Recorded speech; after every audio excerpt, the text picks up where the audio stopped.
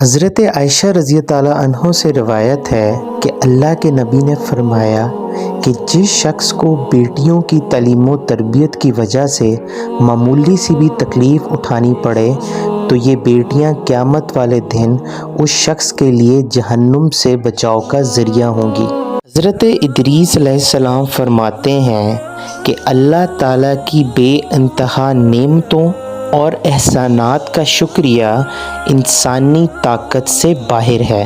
پیارے نبی نے فرمایا کہ جو بھی شخص روزانہ صبح و شام یہ دعا 3 مرتبہ پڑھے گا تو اسے کوئی چیز نقصان نہیں پہنچائے گی۔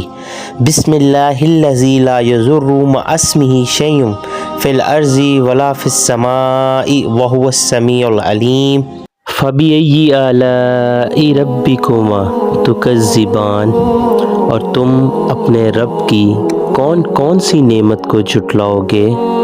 حضرت ابو امامہ رضی اللہ عنہ سے روایت ہے کہ ایک شخص نے عرض کیا، اللہ کے رسول، والدین کا ان کی اولاد پر کیا حق ہے؟ تو آپ صلی اللہ علیہ وسلم نے فرمایا، وہی دونوں تیری جنت اور جہنم ہیں۔ اللہ کے نبی نے فرمایا کہ جو عورت اس حال میں فوت ہو کہ اس کا شوہر اس سے راضی ہو تو وہ عورت ضرور جنت میں داخل ہوگی۔